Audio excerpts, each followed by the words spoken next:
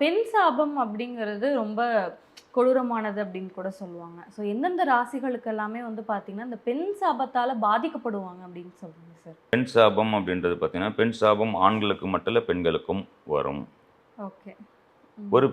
ஒரு ஆண் வந்து ஒரு பெண்ணை கொடுமைப்படுத்துறாரு, மனசால காயப்படுத்துறாரு, இல்ல வந்து ஏதோ ஒரு சொல்லி ஏதோ ஒரு பிரச்சனை பண்றாரு. ஒரு பெண் சாபம், அந்த பெண் சாபம் வர்றாங்க. ம். நெறைய விஷயத்துல பார்க்குறோம், பேப்பர்ல பார்க்குறோம். ஒரு பெண்ணே இன்னொரு பெண்ணுக்கு துன்பத்த விளைக்கிறாங்க. அவங்க ம். வாழ்க்கைய கெடுக்கிறதுக்கு ஒரு விஷயம் பண்றாங்க. அப்போ அங்க மட்டும் பெண் சாபம் வராதா?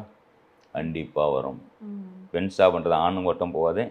பெண் சாபம் பெண்ணினால் பெண்ணுக்கும் வரும். இத பெண்கள் மனதிலும் உணர்ந்துக்கணும். தப்பா நினைக்காதீங்க சொல்றேன்ட்டு. இல்ல, இல்ல. ம். கண்டிப்பா. அப்போ இதுல வந்து யார் வந்து எந்த ராசி நீங்க நல்ல கேள்வி ஆமா. கேட்டீங்க. இந்த 3 ராசி குறிப்பா சொல்லலாம். ம். அதாவது இந்த காலபுருஷம் அப்படின்னும்போது பார்த்தீங்கன்னா, முதல் ராசி மேஷமா சொல்லப்பட்டிருக்கு. அங்கேருந்து 5ஆம் வீடு அப்படின்னும்போது சிம்ம ராசியா வரும்.